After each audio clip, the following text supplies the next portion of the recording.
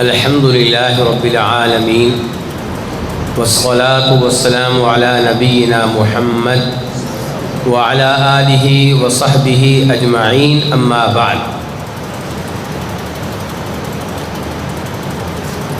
آج 18واں پارہ ہے اور اس میں سب سے پہلے ہے سورہ مؤمنون، دوسرے نمبر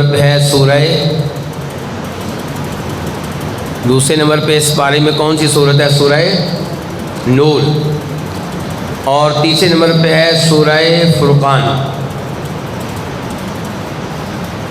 تو سب سے پہلے جو آیات سورہ مؤمنون کی ہیں، 18ویں اس پارے کی ہیں، وہ آیت نمبر 1 سے لے کے 7 تک اللہ تعالیٰ فرماتے ہیں: قد افلح المؤمنون الذین هم فی صلاتهم خاشعون والذین هم عن اللغو معرضون والذین هم للزکاة فاعلون والذین هم لفروجهم حافظون الا علی ازواجهم او ما ملکت ایمانهم فانهم غیر ملومین فمن ابتغى وراء ذلك فاولئک هم العادون۔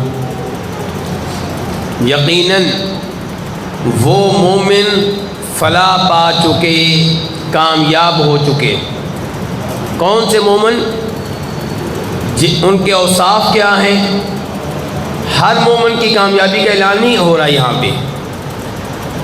وہ ایمان والا کامیاب ہے جس میں وہ اوصاف پائے جائیں، وہ خوبیاں پائی جائیں جو اللہ تعالیٰ اس کے بعد بتا رہے ہیں۔ پہلی خوبی کیا کہ الذین هم فی صلاتہم خاشعون، وہ مومن کامیاب ہیں جو اپنی نماز میں خشوع و خضوع کا خیال رکھتے ہیں، بڑی توجہ سے نماز پڑھتے ہیں، بڑے دھیان سے نماز پڑھتے ہیں۔ نماز میں ان کی توجہ نماز پہ رہتی ہے، اللہ رب العزت کی طرف رہتی ہے۔ اس کا مطلب یہ ہے کہ نماز پڑھتے ہیں اور پڑھتے دھیان سے ہیں۔ اور آپ کو پتہ ہے کہ دین اسلام میں توحید و رسالت کے بعد سب سے زیادہ اہمیت کس کی ہے؟ نماز کی ہے۔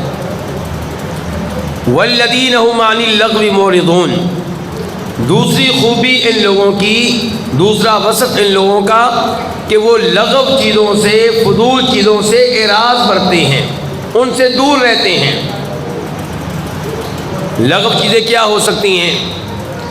شرکیہ امور، یہ لغو چیزیں ہیں۔ بدعات لغو چیزیں ہیں۔ کبیرہ گناہ لغو چیزیں ہیں۔ بے حیائی پہ مشتمل گفتگو یہ لغو چیز ہے۔ یہ لوگ نہ صرف یہ کہ خود شرک سے دور رہتے ہیں، بدعات سے دور رہتے ہیں، کبیرہ گناہوں سے دور رہتے ہیں، بلکہ کوئی ایسی حرکت کرے تو اس سے بھی دور رہتے ہیں۔ ایسی مجلس کا حصہ نہیں بنتے جس مجلس میں شرکیہ باتیں ہو رہی ہوں، جس مجلس میں بدعات کو رواج دیا جا رہا ہو، جس مجلس میں کبیرہ گناہوں کو رواج دیا جا رہا ہو، کبیرہ گناہوں کا ارتکاب کیا جا رہا ہو، کبیرہ گناہوں کی لوگوں کو ترغیب دی جا رہی ہو، ایسی مجالس سے دور رہتے ہیں۔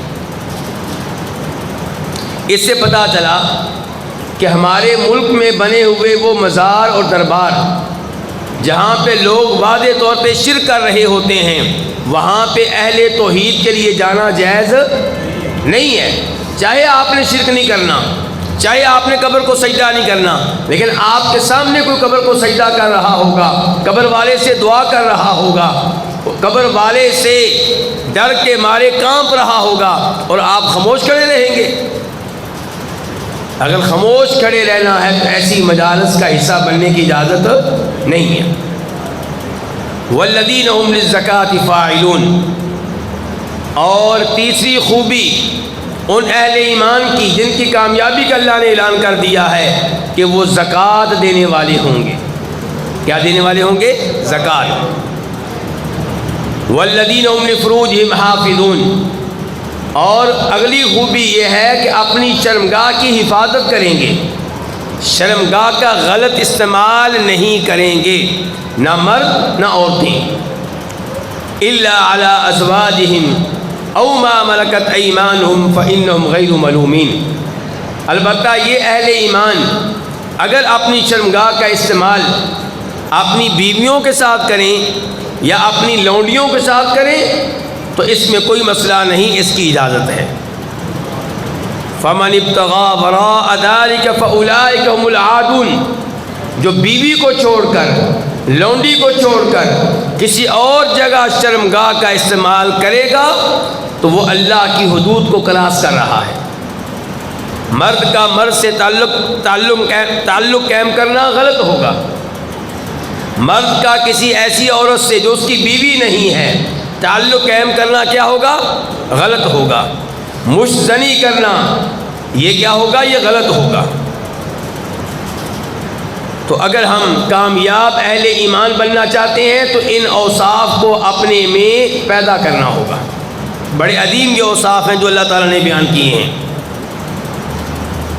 اس کے بعد سورہ مؤمنون ہی کی آیت نمبر 84، 85، 86، 87، 88 اور آگے کیا ہوگا؟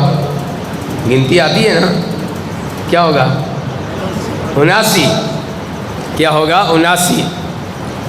چلیں جی دیکھیے، قل آپ کہہ دیجئے، کون کہہ رہا ہے؟ اللہ تعالیٰ۔ کس سے کہہ رہے ہیں؟ نبی علیہ الصلوۃ والسلام سے۔ آپ کہہ دیجئے، سوال کیجئے ان سے، لمن الارض ومن فیہا، اس زمین کا مالک کون ہے اور زمین پہ موجود ہر مخلوق کا مالک کون ہے؟ ان کنتم تعلمون، اگر تمہیں علم ہے تو بتاؤ، ساری زمین کا مالک کون؟ زمین پہ موجود ہر مخلوق کا مالک کون؟ سیقولون للہ، اللہ نے کہا آپ سوال کر لیں لیکن جواب کا انتظار کرنے کی ضرورت نہیں ہے، میں آپ کو پہلے سے بتا رہا ہوں یہ سب جواب دیں گے للہ، زمین کا مالک بھی اللہ، زمین پہ موجود ہر مخلوق کا مالک بھی اللہ۔ تو پھر یہ جواب دینے والے مسلمان ہوئے کہ کافر؟ کیوں جی؟ مسلمان نہیں، یہ سوال کس سے کرنا ہے؟ کافروں سے۔ اللہ نے بتا دیا یہ کافر ہیں، غیر مسلم ہیں، لیکن یہ مانیں گے کہ زمین کا مالک اللہ، زمین کی ہر مخلوق کا مالک اللہ، لیکن اس کے باوجود نصیحت حاصل نہیں کرتے، اللہ کی عبادت کے ساتھ ساتھ اوروں کو بھی شریک کرتے ہیں۔ اچھا، یہ لوگ جو تھے اللہ کی عبادت کرتے تھے کہ نہیں کرتے تھے؟ کرتے تھے۔ مکہ کے مشرکین اللہ کی عبادت کرتے تھے۔ کون مجھے اس کی دلیل دے گا؟ ہاتھ کھڑا کریں۔ مکہ کے مشرکین اللہ کی عبادت کرتے تھے، کون دلیل دے گا اس کی مجھے؟ جی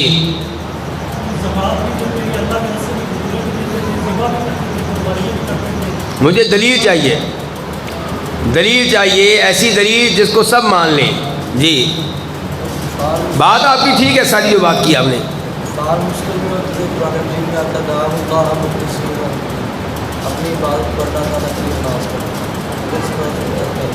ہاں جی، انہوں نے ایت پڑھی ہے کہ جب وہ کشتی میں سوار ہوتے اور کشتی ڈوبنے لگتی، پھر ایک اللہ کو پکارتے تھے، اللہ کے ساتھ اس موقع پہ کسی اور کو شریک نہیں کرتے تھے، اور یہ پکارنا، یہ دعا کرنا کیا ہے؟ عبادت ہے۔ میں آپ کو اس سے زیادہ واضح دلائل دوں گا۔ مشرکین مکہ حج کرتے تھے کہ نہیں کرتے تھے؟ کرتے تھے۔ طواف کرتے تھے کہ نہیں کرتے تھے؟ بیت اللہ انہوں نے تعمیر کیا کہ نہیں کیا؟ تو وہ اللہ کی عبادت کرتے تھے، اس میں کوئی شک ہی نہیں ہے، لیکن اس کے باوجود ان کو کافر قرار دیا گیا، ان کے ساتھ جہاد کیا گیا، ان کے اوپر تلواریں چلائی گئیں۔ تو جرم کیا تھا؟ کون بتائے گا پھر جرم کیا تھا؟ ایک منٹ میں ہاتھ کھڑا کرنا پڑے گا، ناراض نہیں ہونا۔ ہاں جی، کیا کہنا چاہتے ہیں؟ اللہ تعالیٰ کے ساتھ دوسروں کی بھی عبادت کرتے تھے۔ تو کیوں کرتے تھے اللہ کے ساتھ دوسروں کی عبادت؟ کیا دوسروں کو اللہ کے برابر کا سمجھتے تھے؟ جی سوال یہ ہے۔ جی اللہ آپ کو جزائے خیر دے.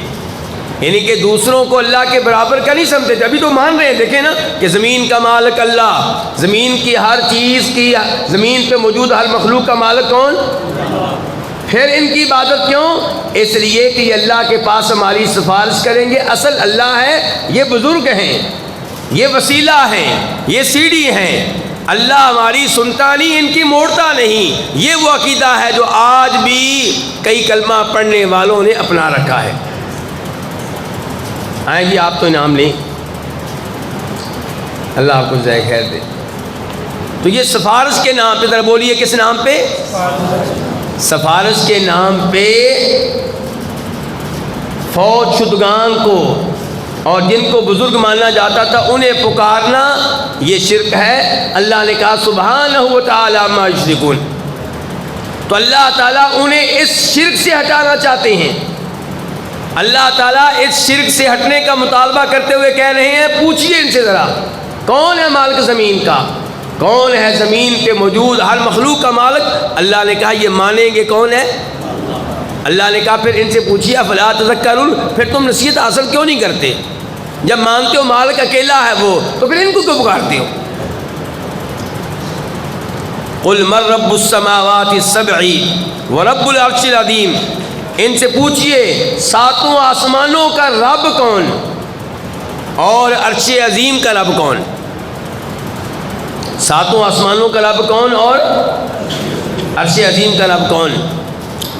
سیقولون للہ, کہیں گے ان سب کا مالک کون ہے؟ اللہ. قل افلا تتقون, پھر تم اللہ سے ڈرتے کیوں نہیں ہو؟ اچھا ساتوں آسمانوں کا رب اللہ, عرش عظیم کا الگ سے پوچھا گیا رب کون؟ عرش کی کوئی خاص اہمیت ہے جی؟ کیوں جی, کیا اہمیت ہے؟ آپ میرا سوال نہیں سمجھے. یہ کیوں سوال کیا جا رہا ہے کہ عرش کا رب کون ہے؟ یعنی کہ ساتوں آسمانوں کی تو سمجھ آ گئی کہ یہ بہت بڑی مخلوق ہے اس لیے, لیکن عرش کے بارے میں کیوں سوال کیا جا رہا ہے کہ عرش کا رب کون ہے جی؟ عرش زمین و آسمان سے الگ ہے.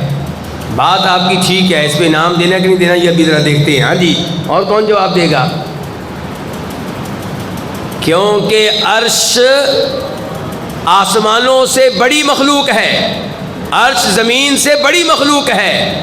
اس کائنات کی سب سے بڑی مخلوق عرش ہے. کائنات کی سب سے بڑی مخلوق کیا ہے؟ عرش ہے. آپ نے آیت الکرسی پڑھی ہوئی ہے؟ کس کو آیت الکرسی نہیں آتی آپ میں سے؟ وسع کرسیہ السماوات والارض, اللہ کی کرسی آسمانوں سے زیادہ کشادہ, زمین سے زیادہ. یہ آیت پڑھ لی ہے نا, اللہ کی کرسی آسمانوں سے زیادہ کشادہ, زمین سے. بولیے ذرا. اچھا یہ کرسی کیا چیز ہے؟ اللہ کے پاؤں رکھنے کی جگہ ہے. یہ کرسی کیا چیز ہے؟ پاؤں رکھنے کی جگہ ہے. اور دوسری حدیث میں وضاحت آئی ہے یہ کرسی جو آسمانوں سے بڑی ہے, زمین سے بڑی ہے, عرش کے سامنے اس کی کوئی حیثیت نہیں ہے. اور کو پتہ چلا عرش کتنی بڑی مخلوق ہے؟ احساس ہوا کہ نہیں ہوا؟ آپ آئیں جی, آپ تو انعام لینا.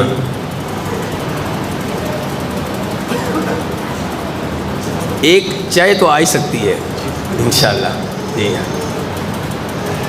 تو اس لیے اللہ تعالیٰ بار بار کہتے ہیں کئی مقام پہ کہ میں عرش کا رب ہوں, کیونکہ سب سے بڑی مخلوق کون سی ہے؟ اچھا اللہ تعالیٰ کہاں ہے؟ عرش کے اوپر.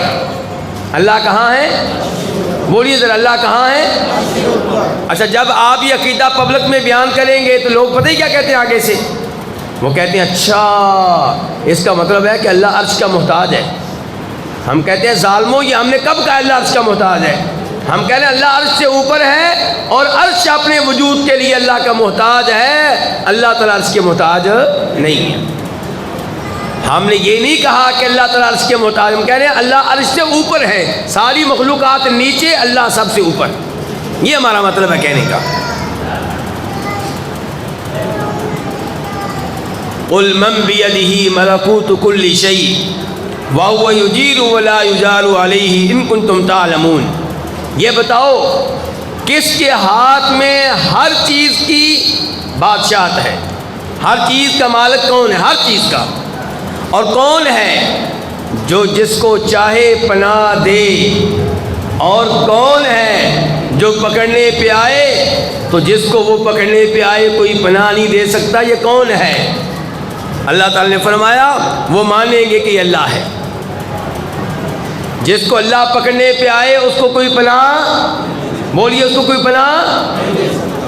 اور اللہ اور کوئی کسی کو پکڑے تو اللہ اس کو پناہ دے سکتا ہے، اللہ اس کو بچائے گا. اللہ تعالیٰ نے عیسیٰ علیہ السلام کو بچایا تھا کہ نہیں بچایا تھا؟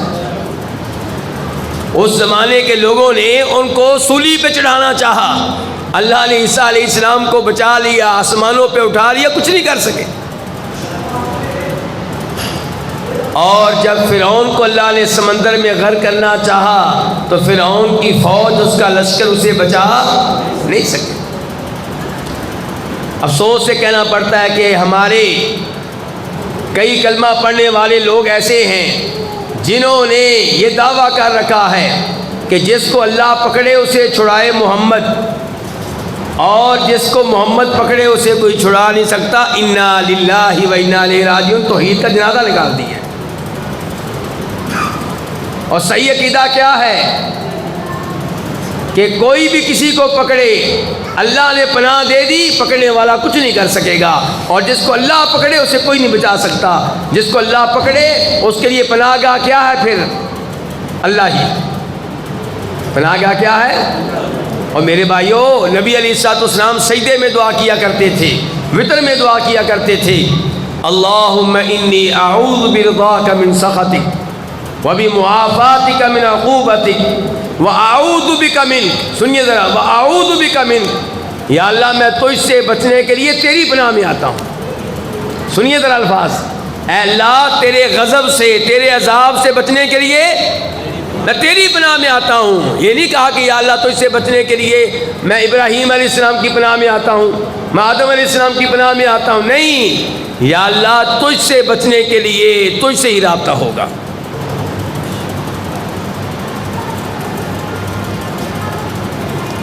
اس کے بعد سورہ نور، سورہ نور کی دوسری آیت ہے، الزانیۃ والزانی فاجلدوا کل واحد منہما 100 جلدہ. بدکاری کرنے والی عورت ہو یا بدکاری کرنے والا مرد ہو، زنا کرنے والی عورت ہو یا زنا کرنے والا مرد ہو، ان میں سے ہر ایک کو 100 کوڑے مارو. کتنے کوڑے؟ اور یہ بات ہو رہی ہے اس کی جو شادی شدہ نہیں ہے. اچھا 100 کوڑے مارے جائیں تو بندہ بچ جائے گا؟ کیوں جی؟ جی مارنے کا طریقہ جس طرح اس طرح مارا جائے. دوبارہ کچھ ہی بات سے کہیں، کیا کہنا چاہتے ہیں؟ مارنے کا طریقہ جس طرح ذکر ہے اس طرح مارا جائے. کہاں ذکر ہے؟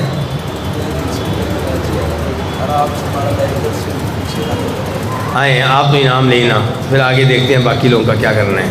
جلدی کریں.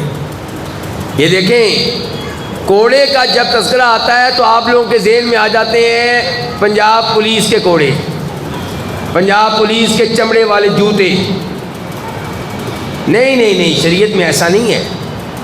اگر شریعت نے مارنے کا حکم دینا ہوتا، شریعت صاحب کہتی اس کو قتل کر دو.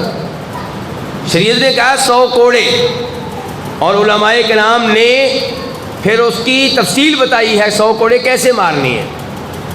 پہلے نمبر پہ چہرے پہ نہیں مارنا کوڑا، اور جسم کے کسی بھی ایسے حصے پہ نہیں مارنا جہاں مارا جائے تو بندہ مر جاتا ہے. اور ایک جگہ پہ بھی نہیں مارنی، جسم پہ مختلف مقامات پہ مارنی ہے. گوشت پھٹنا نہیں چاہیے، گوشت ہڈی ٹوٹنی نہیں چاہیے، اور مارنے والا دوڑتا ہوا پیچھے سے نہیں آئے گا، اور نہ ہی جناب ہاتھ اوپر کرے گا. نہیں، ایسے مارنے، ایسے ایسے.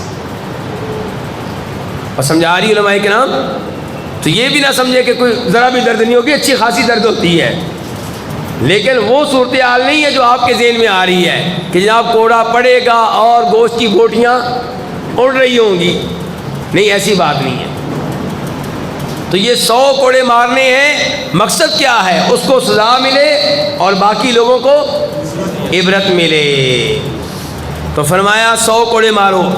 وَلَا تَأْخُذْكُمْ بِهِمَا رَأْفَةٌ فِي دِينِ اللَّهِ، اللہ کا یہ دین ہے، اللہ کی یہ شریعت ہے، اس کو نافذ کرنے کے معاملے میں تمہارے دلوں میں ترس نہیں پیدا ہونا چاہیے۔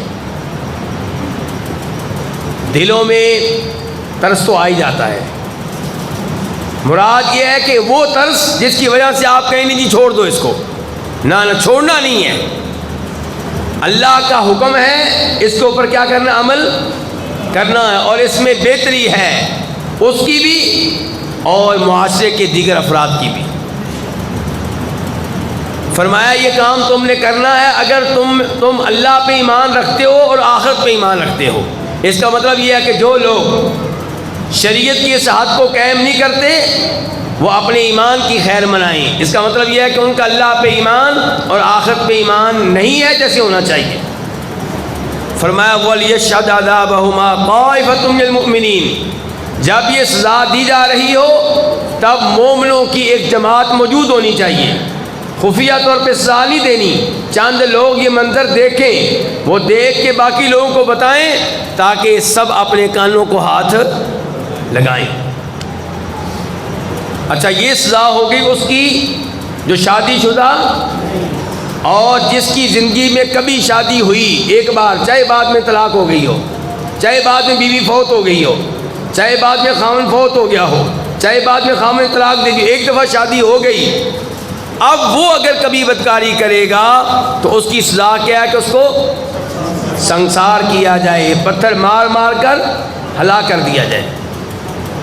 اچھا، یہ سزا جو ہے قرآن کریم میں کہاں آئی ہے، کس صورت میں ہے؟ کون بتائے گا؟ قرآن کریم میں یہ سزا کس صورت میں ہے؟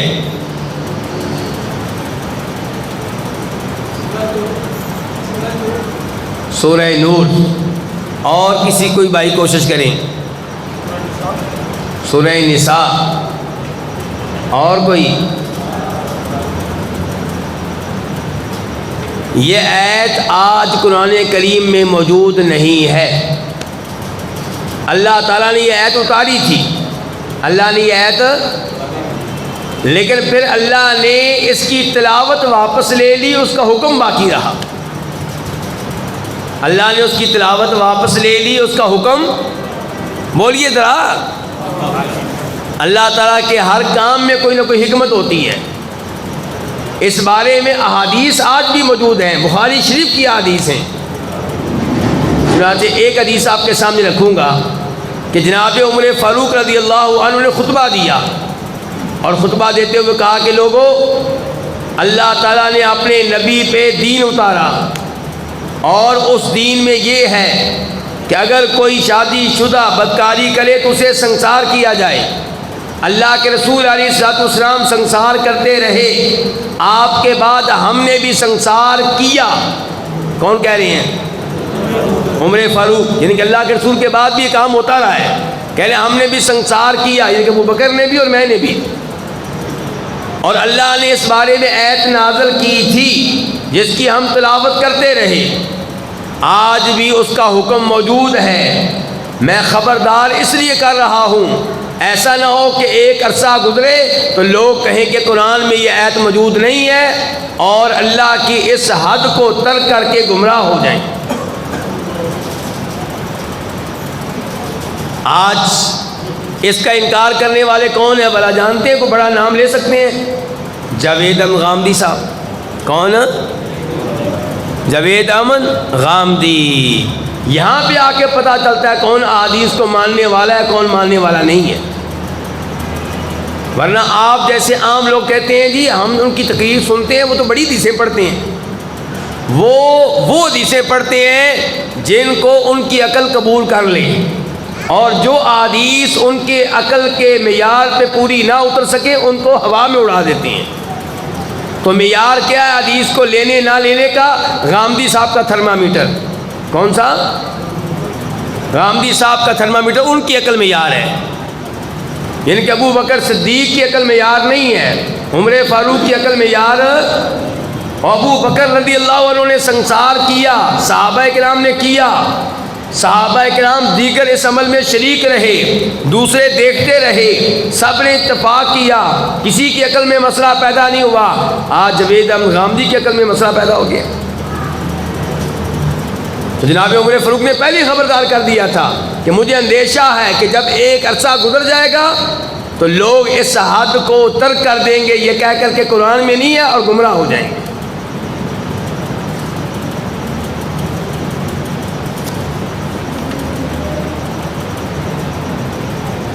بلکہ مجھے یاد آیا کہ نبی علیہ الصلوۃ والسلام نے یہودیوں کے اوپر بھی یہ حد نافذ کی۔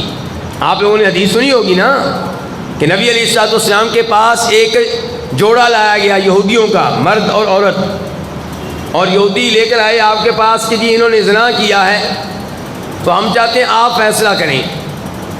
انہوں نے سمجھا کہ شاید اللہ کے رسول کے پاس کوئی معاملہ ہلکا ہوگا، تو اللہ کے رسول علیہ السلام نے کہا کہ تمہاری اپنی کتاب میں کیا ہے؟ کہنے لگے ہمارے ہاں تو یہ ہے کہ ہم ایسے لوگوں کو کی بےعزتی کرتے ہیں اور انہیں گدھے پہ بٹھا کے چکر لگوا دیتے ہیں، ہلکی پھلکی سزا دے دیتے ہیں۔ وہاں پہ موجود تھے وہ صحابی جو پہلے یہودی عالم دین تھے، ان کا نام کون بتائے گا؟ ہاتھ کھڑا کرنا ہے، صرف ہاتھ کھڑا کرنا ہے۔ وہاں پہ وہ صحابی موجود تھے جو پہلے یہودی عالم دین تھے۔ جی عبداللہ بن سلام، اللہ آپ کو جزائے خیر دے۔ عبداللہ بن سلام وہاں پہ موجود تھے، کہنے لگے نہیں یہ غلط کہہ رہے، جھوٹ بول رہے ہیں، تو رات میں تو یہ ہے کہ اس کو سنسار کیا جائے گا۔ تو نبی علیہ السلام نے کہا لے کر آؤ تو رات اپنی، تو رات لائی گئی۔ اب جو ان کا عالم دین تھا اس نے سنسار والی آیت پہ کیا کیا؟ ہاتھ رکھ دیا۔ جو آیتیں اس سے پہلے تھیں جو بعد میں تھی وہ پڑھے اور یہ نہ پڑھے۔ عبداللہ بن سلام نے کہا ذرا ہاتھ اٹھاؤ، ہاتھ اٹھاؤ۔ ہاتھ اٹھایا تو آیت موجود تھی۔ تو پھر نبی علیہ الصلوۃ والسلام نے ان یہودیوں کو بھی سنسار کیا۔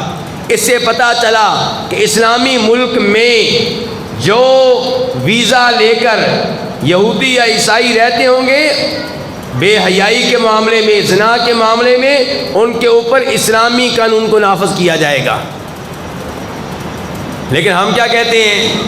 جی شراب جو ہے وہ غیر مسلم جو ہے وہ بنا بھی سکتے ہیں، پی بھی سکتے ہیں، بیچ بھی سکتے ہیں۔ اور غیر مسلم نے پچھلے سال پارلیمنٹ میں تہلکہ مچا دیا تھا۔ کیا کیا تھا پتہ ہے آپ کو؟ ایک غیر مسلم تھا، شاید وہ سکھ تھا یا ہندو تھا میرے خیال میں، اس نے باقاعدہ قرارداد پاس کی۔ اس نے کہا شراب کی سب دکانیں بند کی جائیں۔ شراب ہمارے دین میں بھی حرام ہے، عیسائیوں کے ہاں بھی حرام ہے، سب کے ہاں حرام ہے، کوئی جائز نہیں ہے، اور نہ ہمارا دین اجازت دیتا ہے نہ ہم پیتے ہیں۔ یہ مسلمان ہمارے نام پہ شراب بیچنے والے، وہی بنانے والے، وہی پینے والے۔ انا للہ و انا الیہ۔ پھر کہتے ہیں کہ بارش کی ضرورت تو نہیں تھی، بارش کیوں نازل ہو رہی ہے؟ فصل تیار ہے کسان کی، بارشیں کیوں نازل ہو رہی ہیں؟ ذرا کسان سے پوچھیں نا زکوٰۃ کتنی کو دیتا ہے، اسے کتنا نکالتا ہے، نماز پڑھتا ہے کہ نہیں پڑھتا، سود پہ قرضہ لیتا ہے کہ نہیں لیتا۔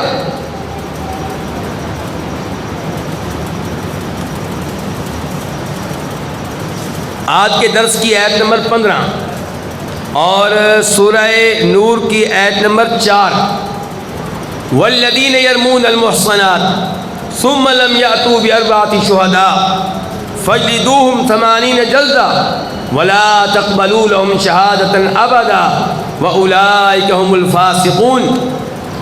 وہ لوگ جو تہمت لگائیں پاک دامن لڑکیوں پہ، الزام لگائیں، پھر اپنے الزام کے حق میں 4 گواہ نہ لا سکیں، کیا نہ لا سکیں؟ تو ان کو 80 کوڑے مارو۔ اور پتہ چلا اسلام مسلمانوں کی عزت کی کیا کرتا ہے؟ حفاظت کرتا ہے، خواہ مخواہ الزامات لگانے کی اجازت نہیں ہے۔ جو کھیل تماشا آپ کے سیاستدانوں نے قائم کر رکھا ہے یہ اسلام کی تعلیمات کے خلاف ہے۔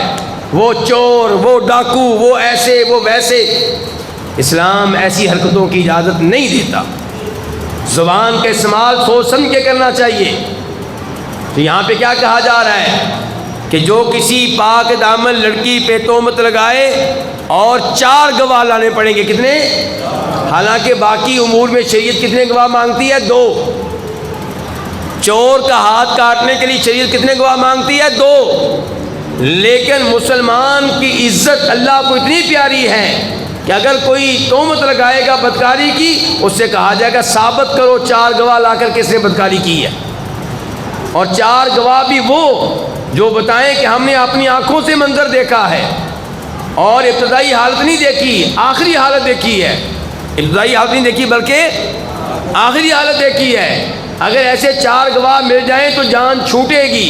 اگر 3 گواہ مل گئے جو کہیں کہ بھئی یہ صحیح کہہ رہا ہے، ہم نے بھی دیکھا ہے، 4تھا گواہ نہ ملا تو ان 3 گواہی دینے والوں کو بھی کوڑے پڑیں گے، اس کو بھی پڑیں گے۔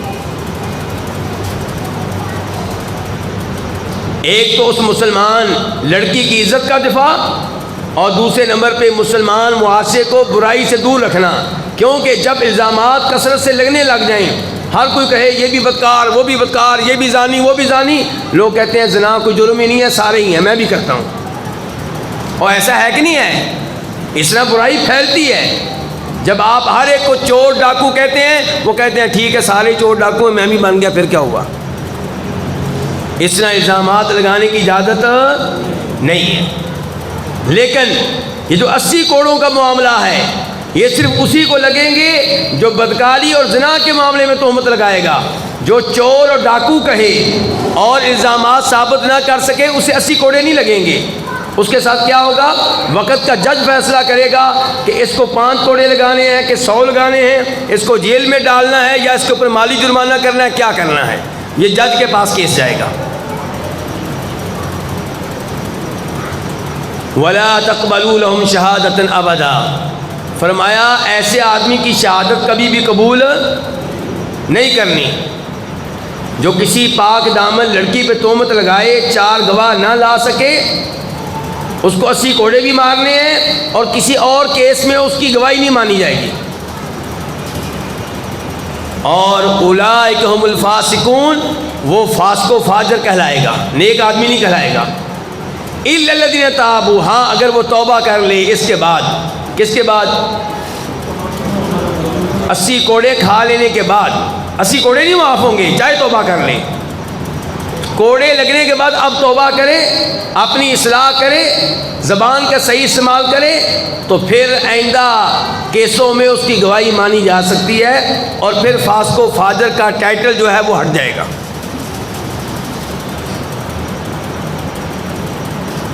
آج کے درس کی آیت نمبر 16 اور سورہ نور کی آیت نمبر 23، ان الذين يرمون المحصنات الغافلات المؤمنات لعنوا في الدنيا والآخرة ولهم عذاب عظيم، وہ لوگ جو بھولی بالی مومن پاک دامن لڑکیوں پہ تہمتیں لگاتے ہیں، ان پہ اللہ کی لعنت دنیا میں بھی اور آخرت میں بھی، اور ان کو عذاب عظیم ملے گا۔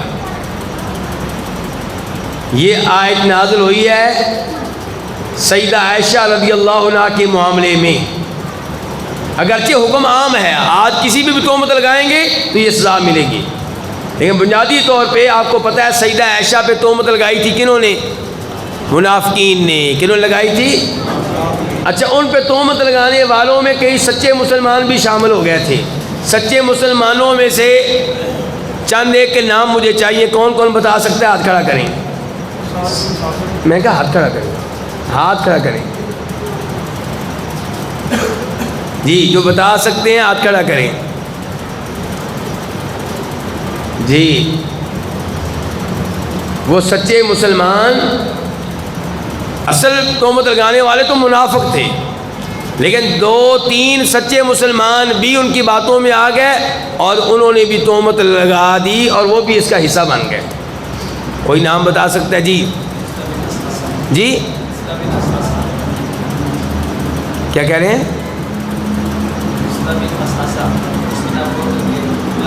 مستح، ٹھیک ہو گیا. آگے ایک اور حسان بن ثابت. 2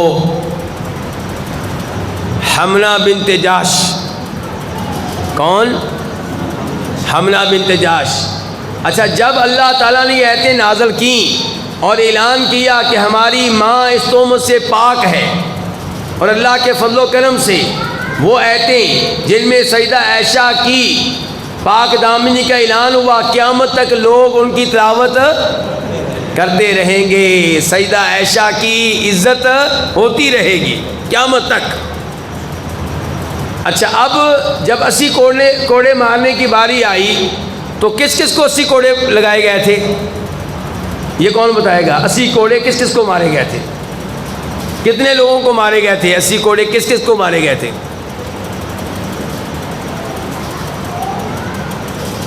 کوئی نہیں جواب دینے والا. جی 80 کوڑے انہی 3 کو مارے گئے تھے، انہی 3 کو. بڑی اہم بات ہے، ذرا دھیان سے سنیے. ان 3 کو کوڑے اس لیے مارے گئے کہ سچے مسلمان تھے، ان کو گناہوں سے پاک کیا گیا، کوڑے مارے گئے. منافقین کو کوڑے نہیں مارے گئے، کوڑے ان کو مارے بھی جائیں تو گناہوں سے پاک نہیں ہوں گے، ان کو چھوڑ دیا گیا. تو بسا اوقات اللہ اپنے مومن بندے کو آزماتا ہے تاکہ گناہوں سے پاک ہو جائے، تاکہ قبر میں جائے تو گناہوں سے پاک صاف ہو.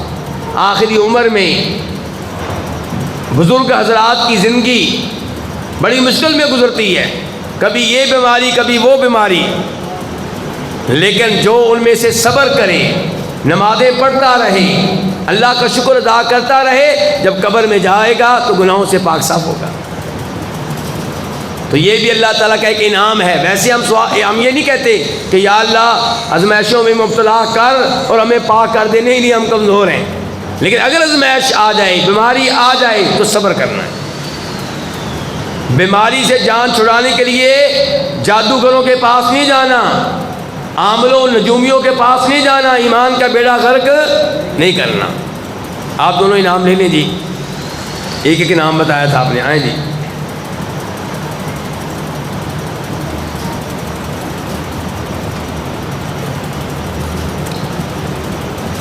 اس کے بعد سورہ فرقان کی ایک آیت، پہلی آیت اللہ تعالیٰ فرماتے ہیں تبارک الذی نزل الفرقان علی عبدہ لیکون للعالمین نذیرا.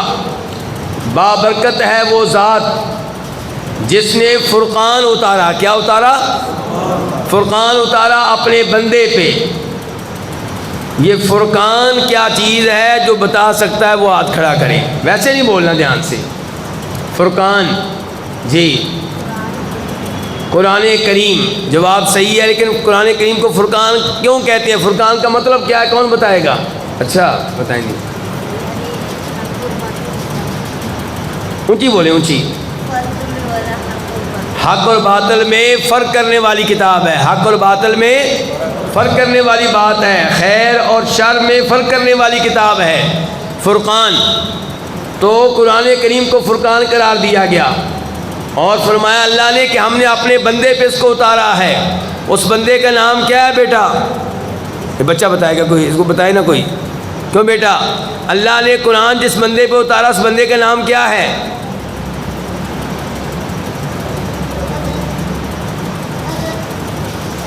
کسی نے بتایا تو نہیں؟ آپ نے نہیں بتایا؟ پکی بات ہے. آئیں بیٹا، آئیں. شاباش.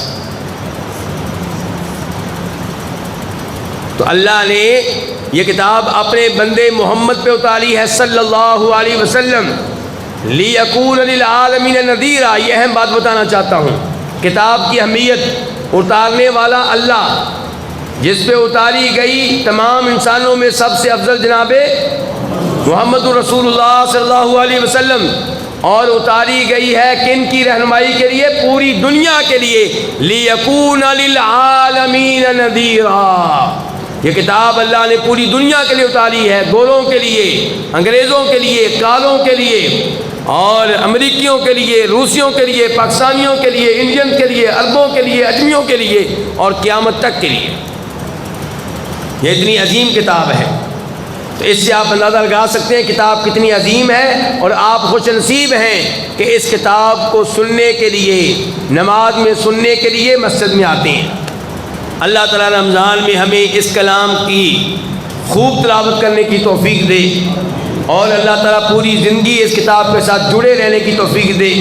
اللہ ہمارے بچوں کو اس کلام کا حافظ بنائے، اس کلام کا قاری بنائے، اور روز قیامت ہمیں اور ان کو ان میں سے بنائے جن کو کہا جائے گا پڑھتا جا چڑھتا جا۔ وآخر دعوانا الحمد للہ رب العالمین۔